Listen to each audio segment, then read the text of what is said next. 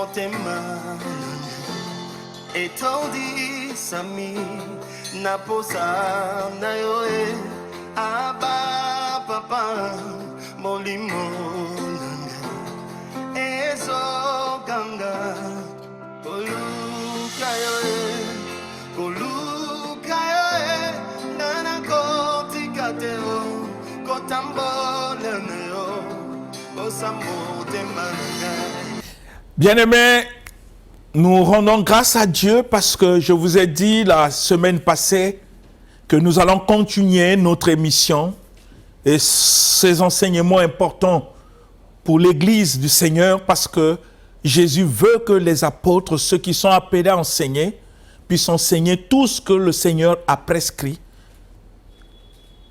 à l'Église. Et nous voulons encore dire merci au Seigneur qui nous accorde encore ces moments pour que nous puissions parler de sa part, afin que l'Église soit édifiée pour comprendre la voix du Seigneur, les pensées de Dieu et ce que Dieu attend de l'Église. Pour que nous ne puissions pas avoir une vie chrétienne qui n'est pas fondée sur la parole de Dieu. Une vie chrétienne selon nous. Une vie chrétienne selon notre chair, notre manière de voir. Parce que nous ne sommes pas prêts à mettre en pratique ce que Jésus nous demande par sa parole. Jésus-Christ disait, ne vous bornez pas à écouter, mais mettez en pratique. Mettez en pratique la parole du Seigneur. Mais parfois nous lisons la parole, mais nous refusons de voir ce que Dieu attend de nous. Nous sommes en train de parler de l'amour, qui est la base et le fondement de toute vie chrétienne. Sans amour, il n'y a pas de dons spirituels. Ces dons vont s'exercer devant Dieu, ça ne sert à rien. Nous l'avons vu la semaine passée quand nous avons lu le livre d'Un Corinthiens, chapitre 13, du verset 1 au verset 3. Et nous avons lu aussi 1 Corinthiens 14, verset 1. Le Seigneur est en train d'insister dans 1 Corinthiens 14, 1, il dit, avant toute chose, cherchez l'amour. Et dans le livre d'Un Corinthiens 13, nous avons lu, verset 1 à 3, Dieu dit, vous pouvez exercer les dons spirituels, parlant en langue, parler la langue des anges. Si vous n'avez pas l'amour, ça c'est dit de la parole, si vous n'avez pas l'amour, vous êtes un airain et une cymbale qui résonne. Vous voyez, les qualificatifs, c'est très fort. C'est-à-dire pour Dieu, à quoi sert une personne qui vient à l'église, qui nous dit il pense qu'il est spirituel en faisant, et qu'au fond de son cœur, il n'a pas l'amour. Ça sert à quoi si Dieu déjà te qualifie d'un airain et d'une cymbale? Maintenant, nous, on va te qualifier de quoi? Vous voyez déjà, bien-aimés, nous devons faire attention dans des choses que Dieu met l'accent. C'est lui qui nous conduit. C'est lui qui nous montre ce que nous devons faire. Ce n'est pas à nous d'imposer un rythme pour que Dieu adhère. Non, nous devons adhérer à ses pensées. Parce qu'il a dit, vos voix ne sont pas mes voix et vos pensées ne sont pas mes pensées, bien-aimés. Revenons à la parole pour que cette église véritable que nous lisons dans la Bible, la base, le fondement, c'était la parole du Seigneur. Bien-aimés, quel genre de vie chrétienne nous voulons fabriquer? Et pourtant, le modèle est déjà dans la parole du Seigneur. Nous ne devons pas faire des choses qui ne sont pas dans les Écritures. C'est une base. Si vraiment je suis engagé à servir le Seigneur, cela suppose que je suis prêt à me soumettre aux exigences de la parole. Sinon, ça me servira à quoi à suivre le Seigneur? Ça te servira à quoi à suivre le Seigneur? Ça nous servira à quoi à suivre le Seigneur si nous ne sommes pas disposés à faire exactement ce que Dieu attend de nous? Ça sert à quoi de dire aux gens que je suis chrétien? Ça sert à quoi? Bien-aimés, nous ne devons pas prendre à la légère notre vie chrétienne. Être fiers dans des choses qui ne sont pas conformes à la parole. Ce n'est pas parce que je vais tous les jours à l'église que je suis chrétien. Dieu nous montre la voie par excellence. Comment on est chrétien? Comment on est son fils? Être né de nouveau? Quel genre de vie? Quelle attitude, quel comportement nous devons avoir? Il dit, premièrement, c'est l'amour. Et je vous ai dit, la semaine passée, est-ce que c'est notre préoccupation? Vous pouvez voir dans nos églises, nous gênons pourquoi? Ce n'est pas pour chercher l'amour. Vous voyez que tout est focalisé pour notre vie charnelle. Parfois, Dieu n'a même pas de la place dans nos jeunes. Nous gênons pour le mariage, nous gênons pour avoir beaucoup d'argent, nous gênons pour la prospérité, nous gênons parce qu'on est combattu par le diable. Si tu es combattu par le diable, bon, toi-même tu sais qu'est-ce que tu as fait pour qu'on puisse te combattre, il faut aller provoquer. Comprenez? Donc on jeûne pour des besoins purement charnels, parce qu'on a beaucoup des ennemis dans la famille, on jeûne parce que les gens ne veulent pas de nous. Il y a tellement de sujets de jeûne, sauf le sujet d'amour. Il est parfois difficile, pour ne pas dire impossible, il est parfois difficile de trouver des chrétiens, passer des moments de jeûne pour dire au Seigneur, apprends-nous à aimer tel que toi tu veux. C'est parfois difficile. Qu'un chrétien qui sent qu'au fond de son cœur, il n'y a pas l'amour, et il rentre en jeu pour dire, Seigneur, apprends-moi à aimer, je ne sais pas aimer. Ça devait être un sujet merveilleux. Un sujet qui est conforme à la volonté de Dieu, qui veut que premièrement, avant toute chose, chercher l'amour, avant même les dons. C'est ainsi que quand vous lisez le livre de 1 Corinthiens 14, qui parle des dons, la Bible dit, avant toute chose d'abord l'amour, et après aspirer aussi aux dons spirituels. Vous voyez l'enchaînement. Dieu ne commence pas par les dons spirituels. Lisez bien 1 Corinthiens 14, verset 1. Après, vous tombez sur le verset 2. Il dit, avant toute chose, cherchez l'amour et aspirez aussi aux dons spirituels, surtout le don de la prophétie. Il y a une raison. Mais avant d'aspirer aux dons spirituels, Dieu veut qu'avant toute chose, que nous devons chercher l'amour. Ça fait notre fierté, Seigneur. Le Seigneur veut que nous révisons notre vie chrétienne, bien-aimés. Dieu a besoin de nous. Il est mort pour toi sur la croix. Et je vous ai dit la semaine passée que le salut est le fruit de l'amour. C'est parce que Dieu a tant aimé. Vous comprenez? Dieu a tant aimé le monde, il a donné son Fils unique. S'il n'avait pas aimé, il ne devait pas donner. Donc même le salut, pour que je devienne chrétien, c'est le fruit de l'amour. L'amour inconditionnel de Dieu. Il ne m'a pas posé des conditions, parce que la parole m'enseigne que quand j'étais pécheur, Christ est mort sur la croix pour moi. Donc c'est un amour inconditionnel. C'est ainsi que Dieu ne veut pas que ceux qui s'engagent à être chrétiens, à le servir, puissent le servir dans la chair. Il veut que nous puissions le servir dans l'esprit. Servir Dieu dans l'esprit, c'est avoir dans son cœur l'amour. Parce que sans amour, tu ne peux pas servir Dieu dans l'esprit. Que personne ne vous trompe. Que personne ne vous trompe. Il y a des règles que Dieu a établies dans sa parole. Apprendre ou à laisser. Dieu ne te force pas. Mais si tu veux le servir, il te le demande. Cherche premièrement l'amour. Si tu trouves que tu ne peux pas, laisse. Dieu ne te forcera pas. Parce que Dieu n'est pas un dictateur. Il te montre ce qui est bien. Le choix t'appartient. La décision t'appartient. Mais quand tu décides, il faut que ça vienne du fond de ton cœur. Parce que tout ce qui ne vient pas du fond du cœur n'est qu'hypocrisie. Il faut que ton cœur s'engage sincèrement. sur la voie de l'amour, pour que l'exercice des dons, que ce soit les dons de miracles, de prophétie, de parler en langue, soit conforme à la parole du Seigneur. Parce que Dieu dit, tu peux exercer les dons, si tu n'as pas l'amour, cela ne te sert à rien. Comment Dieu peut qualifier quelqu'un qui parle en langue d'un cymbale, d'une cymbale, d'un airain? Comment il peut le qualifier comme ça si le don qu'il a vient de lui?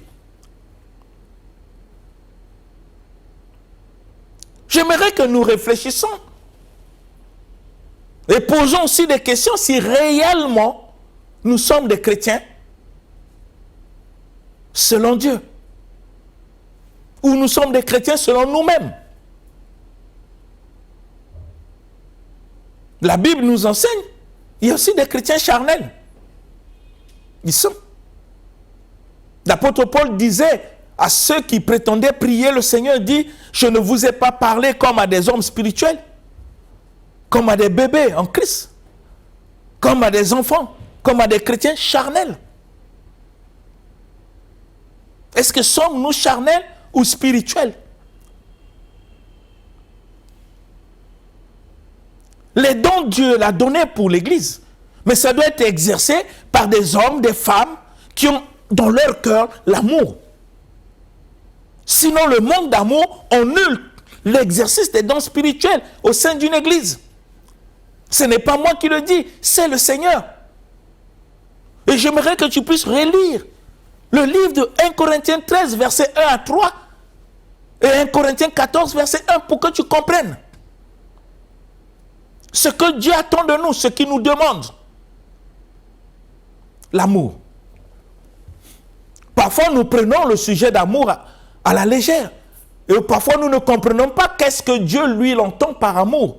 Parce que l'homme a une vision de ce qu'est amour. Dieu aussi a une autre vision. Nous devons avoir la vision de Dieu pour comprendre qu'est-ce que Dieu entend par amour. Et j'aimerais que nous puissions lire un passage que nous avons lu au cours de cette émission, parce que nous sommes dans ce sujet important et capital pour la réussite d'une vie chrétienne. Matthieu chapitre 22. Nous lisons le verset 36 à 40. Vous allez comprendre. Parce que nous sommes en 2023, je veux poser ces fondements pour que notre vie soit réellement basée sur ce que Dieu dit dans sa parole. Matthieu 22, verset 36 à 40.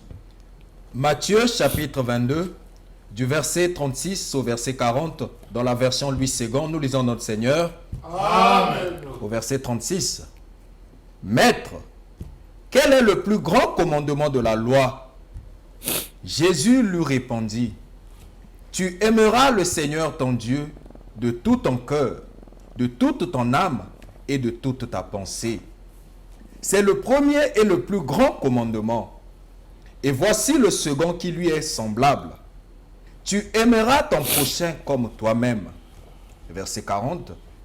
De ces deux commandements dépendent toute la loi et les prophètes.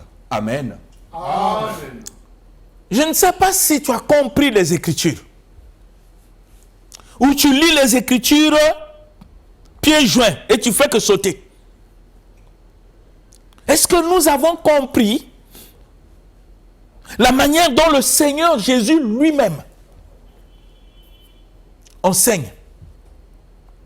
Un docteur de la loi, ça veut dire quelqu'un qui avait la maîtrise de la Torah.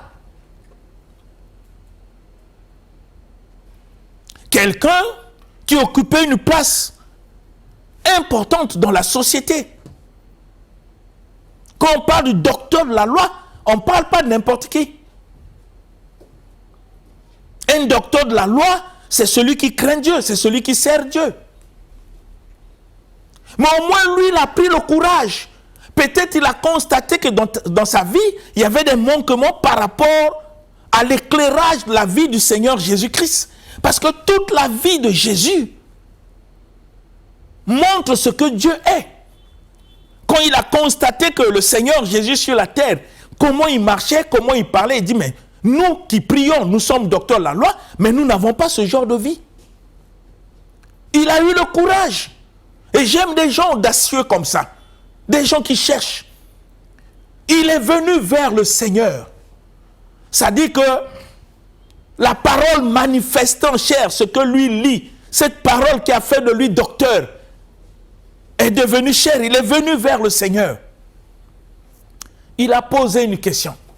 Une question, parfois, nous, les chrétiens, nous ne posons pas. Il dit au Seigneur, quel est le plus grand commandement de la loi? Une question extraordinaire. Il voulait savoir parce qu'il est docteur de la loi.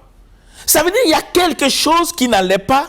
En regardant la manière dont Jésus était sur la terre, il marchait, il vivait, il a constaté qu'il y a une différence. Pourquoi cet homme Jésus, qui sert Dieu, vit différemment de nous qui sommes les docteurs de la loi, nous qui avons la loi longtemps, qui lisons la Torah tout le temps, mais pourquoi dans notre manière de vivre, nous ne manifestons pas ce que Jésus manifeste? Il dit, il faut que je m'approche du Seigneur pour lui poser la question, peut-être il y a un secret. Qu'est-ce qu'il fait pour qu'il soit ce qu'il est? Et il pose la question à Jésus pour dire, quel est le plus grand commandement de la loi? Jésus ne répond pas au docteur. Le plus grand commandement, c'est d'avoir la foi pour déplacer les montagnes, pour que les gens sachent la puissance de Dieu. Il ne dit pas que le plus grand commandement, c'est parler Yondokoba Shindokobara. Non! Il ne le dit pas. Il ne dit pas que le plus grand commandement, c'est avoir les dons de miracle. Le don de foi auquel nous courons. Vous savez, bien-aimés, parfois il y a des choses qu'on voit, on regarde, on dit au Seigneur, est-ce que nous avons compris ta volonté? Est-ce que nous avons compris ta parole? Ou nous sommes rentrés pour faire des aventures sans comprendre? Ou nous voulons nous servir de ton nom pour être connus, pour être vus des hommes? Qu'est-ce qui nous anime quand nous suivons le Seigneur? Parce que je pense que celui qui décide de suivre le Seigneur, ça veut dire c'est disposé intérieurement à mettre en pratique les exigences du Seigneur par rapport à sa parole. C'est qu'il a réfléchi, qu'il est prêt à mettre en pratique. Qu'est-ce que nous cherchons en suivant Jésus? Si nous ne sommes pas prêts à faire exactement ce qu'il nous demande, nous cherchons quoi, bien-aimés? C'est des questions qu'on peut se poser. Et rentrons en soi-même pour voir, est-ce que vraiment nous sommes en train de servir le Seigneur ou de le suivre tel qu'il le veut? Ou nous voulons nous servir de Dieu pour que les hommes sachent que nous existons? Mais on ne peut pas continuer dans ces aventures, bien-aimés. Jésus disait, quand le Fils de l'homme va revenir, est-ce qu'il va trouver la foi sur la terre? Une question pertinente. Lui qui est omniscient, il sait que dans ce temps où nous sommes, il y aura beaucoup de gens qui prient. Mais Jésus, ce n'est pas le nombre. Si nous n'avons pas la vraie connaissance de sa parole pour comprendre ce qu'il attend de nous, nous allons faire que des aventures. Mais au moins ce docteur n'a pas voulu courir en vain. Il n'a pas voulu servir Dieu dans les aventures. Il dit non, il faut que je m'approche de Jésus pour poser une question capitale, que je comprenne dans toute la loi de Dieu quel est le plus grand commandement. Et quand il pose la question au Seigneur, quel est le plus grand commandement? Écoutez la réponse de notre Seigneur Jésus-Christ. Là, ce n'est pas Pierre qui répond. Ce n'est pas Paul qui répond. Ce n'est pas Jean qui répond. Ce n'est pas les apôtres qui répondent. Mais c'est lui-même le Seigneur. Il donne une réponse claire pour qu'il n'y ait pas confusion. Jésus répond, il dit le plus grand commandement. Tu aimeras le Seigneur ton Dieu, écoutez-moi bien, de tout ton cœur, de toute ton âme et de toute ta pensée. je le répète, que le docteur de la loi a posé la question à Jésus, quel est le plus grand commandement de toute la loi? Et j'ai dit que ce n'est pas Pierre qui répond, ce n'est pas Paul, ce n'est pas un apôtre, c'est le Seigneur lui-même. Il dit, tu aimeras ton Dieu de tout ton cœur, de toute ton âme et de toute ta pensée. Et le Seigneur continue, dit, c'est là le premier et le plus grand commandement. Jésus dit, c'est là le premier et le plus grand commandement. Il ne s'arrête pas, il continue pour vider tout, afin qu'il n'y ait pas confusion. Parce que si Jésus était arrêté là, l'homme devait dire, je dois aimer Dieu et haïr mon prochain. Parce que Jésus ne m'a pas enseigné d'aimer mon prochain. Il devait s'arrêter. Jésus continue pour enlever le flou, afin que l'homme puisse comprendre comment nous devons le servir. Et pour le servir, quel genre de vie nous devons avoir.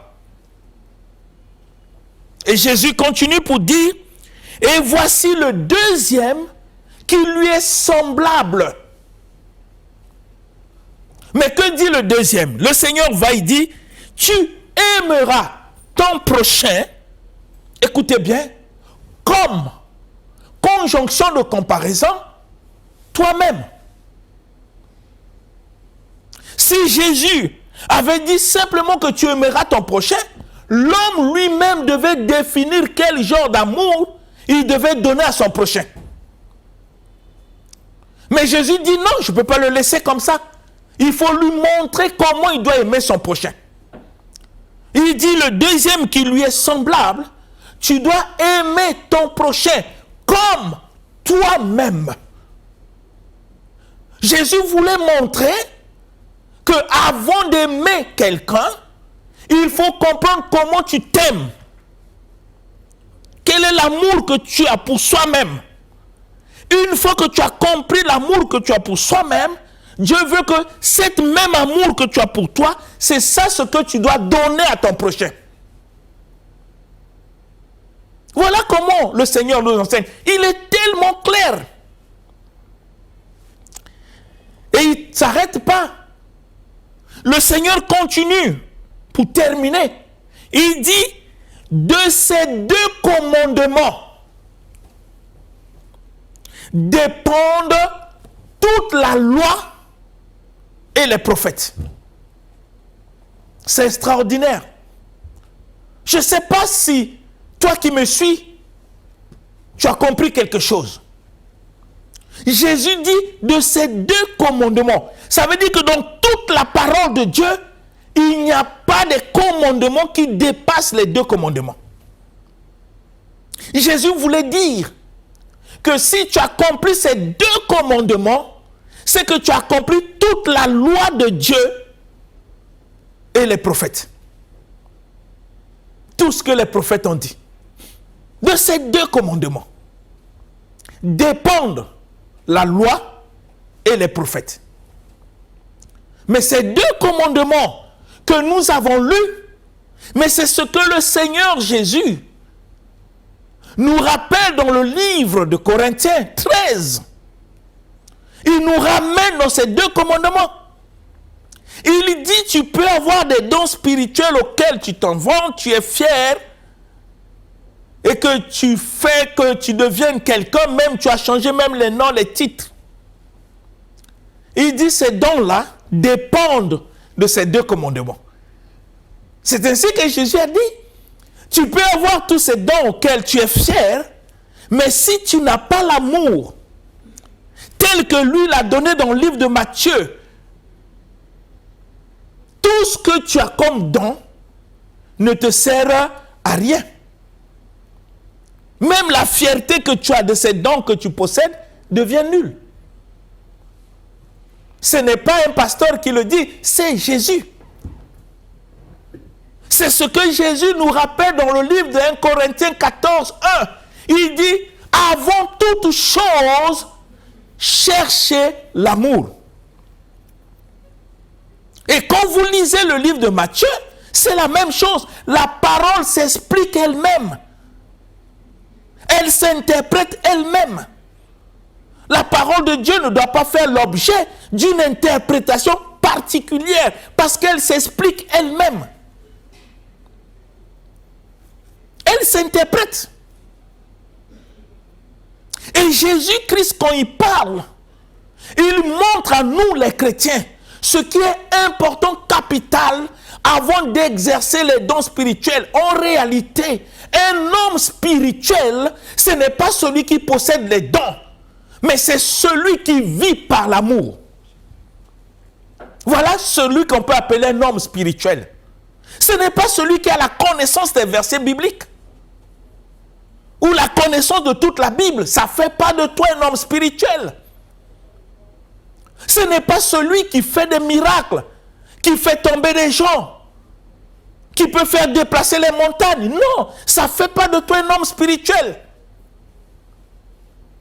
Ce n'est pas celui qui reste là, matin au soir, yendo korobashida, même si toi-même tu ne comprends pas le sens de la langue dont tu parles. Tu ne sais même pas ce que ça veut dire, yendo korobashida, mais tu veux faire croire aux gens que ce que tu dis vient de Dieu. Comment tu l'as su si toi-même tu ne comprends pas ce que tu es en train de dire? Ça ne fait pas de toi un homme spirituel. Rappelez-vous du Seigneur Jésus. Quand il nous parle du temps de la fin, qu'est-ce qu'il dit? Il dit, le faux prophète fera des grands prodiges et des miracles. Donc tu n'es pas le seul à faire les miracles. Parce que le faux prophète aussi le fait. Et ça sort de la bouche de Jésus. Il dit, il fera des grands prodiges et des miracles dans le but de séduire, si c'était possible, même les élus. Donc, quand tu fais les miracles, quand tu guéris les malades, quand tu parles en langue, ce n'est pas une fierté parce que tu n'es pas le seul, parce que le faux prophète aussi fait de telles choses. Mais ici, Jésus nous montre la stature d'un homme spirituel. Un homme qui peut avoir l'assurance que l'exercice des dons qu'il est en train de faire est conforme à la parole. Qu'est-ce qui l'amène à avoir l'assurance? C'est l'amour qui est au fond de son cœur. Parce que c'est l'amour qui fait de toi un homme spirituel. Ce n'est pas seulement la connaissance de la parole que tu as. Parce que le docteur de la loi pose la question à Jésus. Jésus répond d'une manière claire pour qu'il n'y ait pas confusion. Et j'aimerais qu'on puisse me lire le même passage, le verset 37. Nous voulons d'abord lire le verset 37 à 38. 37 à 38, toujours de Matthieu 22. Relisons ça pour que nous comprenions ce que le Seigneur nous dit. Matthieu chapitre 22, du verset 37 au verset 38, nous lisons notre Seigneur. Amen. Jésus lui répondit, tu aimeras le Seigneur ton Dieu de tout ton cœur, de toute ton âme et de toute ta pensée. C'est le premier et le plus grand commandement. Amen. Amen. Nous avons lu le verset 37 à 38. Bien-aimé, celui que tu prétends être ton Seigneur et ton Sauveur, Jésus-Christ, Yehoshua Mashiach, celui que tu prétends adorer, celui que tu es fier de parler de lui, c'est lui qui te le dit que le plus grand commandement, c'est d'aimer Dieu de tout ton cœur. Et je vous ai dit sur cette émission la question que nous devons nous poser, est-ce que c'est ce que tu es? Est-ce que c'est ce que tu fais? Est-ce que toi qui me suis, est-ce que moi qui prêche, est-ce que nous qui avons cru, Est-ce que nous aimons Dieu de tout notre cœur? Est-ce que nous comprenons qu'est-ce que ça veut dire aimer Dieu de tout notre cœur? Parce que quand on ne comprend pas, il est difficile d'appliquer. La compréhension, c'est l'édification. Quand on n'est pas édifié, on ne peut pas appliquer. Est-ce que tu aimes Dieu de tout ton cœur? Est-ce que dans ta vie, tu as accompli le premier commandement? Mais si tu n'as pas encore accompli le premier commandement, comment tu as fait pour avoir tout ce que tu as? Qu'est-ce qui fait ta fierté dans la vie chrétienne? Les dents ou l'amour?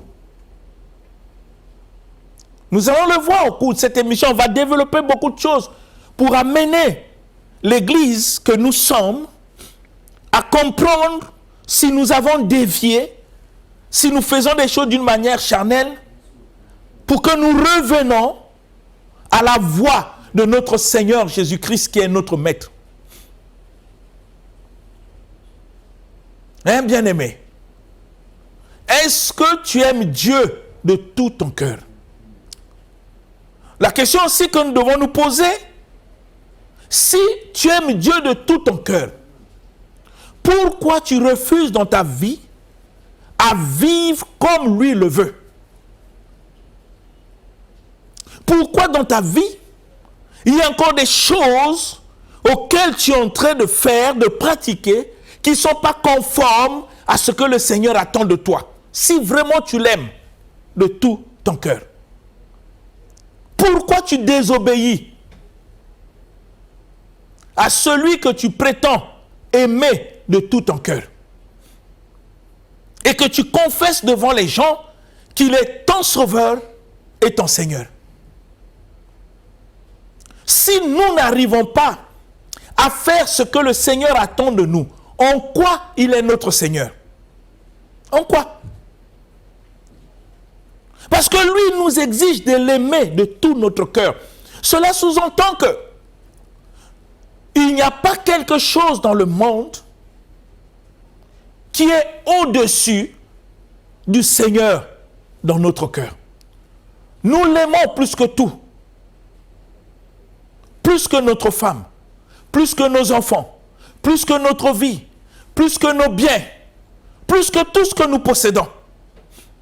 Et Jésus lui-même l'a dit d'une manière claire que celui qui aime sa vie, sa femme, ses enfants, ses biens, plus que moi, n'est pas digne d'être mon disciple.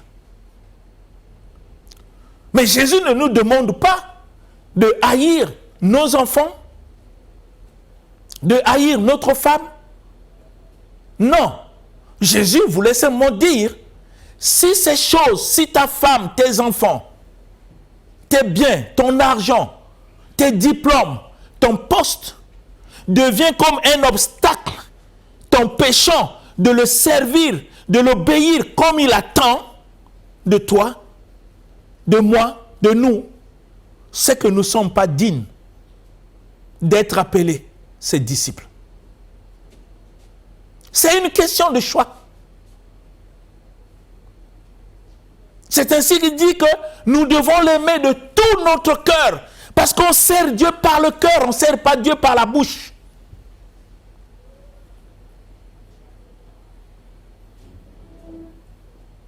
Et Dieu ne s'arrête pas au cœur.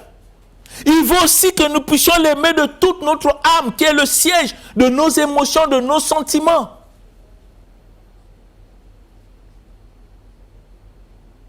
Est-ce que dans notre conscience, nous pouvons témoigner sans nous tromper que ce premier commandement, nous l'avons accompli? Que nous sommes prêts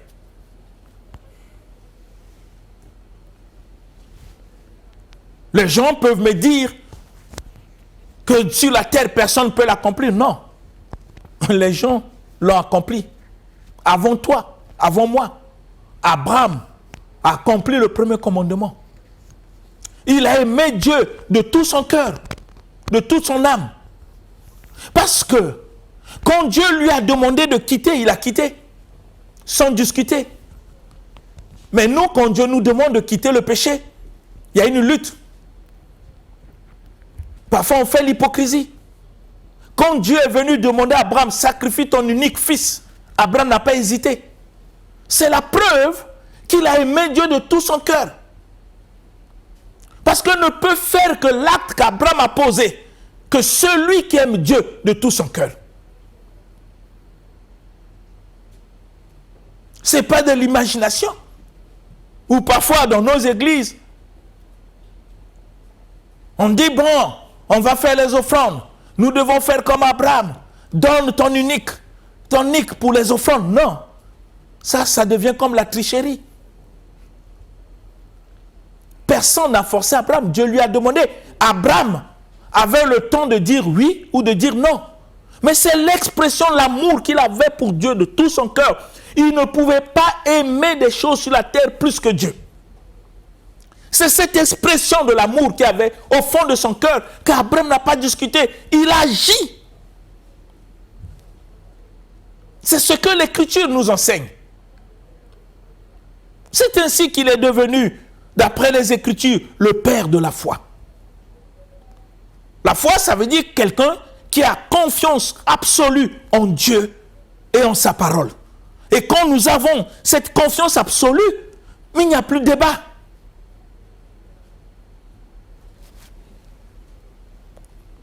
Vous comprenez avec moi, bien-aimés? Et parfois on se pose la question, sommes-nous vraiment chrétiens? Et les gens peuvent me répondre, dire, pasteur, je suis chrétien par la foi. Par la foi, ça veut dire quoi exactement? Je ne comprends pas cette phrase-là. Je suis chrétien par la foi. C'est quoi exactement ce que tu veux dire? Être chrétien par la foi, c'est quoi? Est-ce que toi-même tu comprends ce qu'est la foi? Parce que tu ne peux pas confesser quelque chose auquel toi-même tu ne comprends pas bien. Non, on l'est par la foi. Ça veut dire quoi? Bien-aimé, c'est un sujet important. Pour que nous puissions bâtir notre vie selon le modèle que Jésus-Christ lui-même, notre Seigneur, a laissé.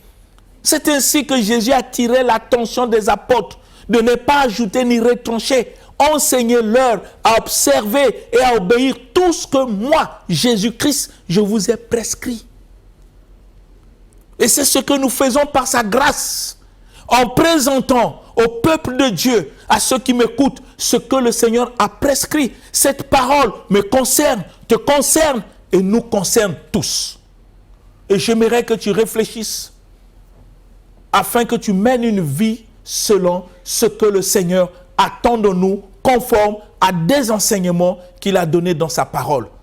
Que le Saint-Esprit continue à parler au fond de ton cœur jusqu'à ce que tu deviennes ce que Dieu attend de toi. C'est au nom de Jésus-Christ que j'ai ainsi demandé. Amen. Amen. L'émission Parole de vie avec le pasteur Lévi Nikwe, chaque mardi à partir de 17h10 sur DRTV International.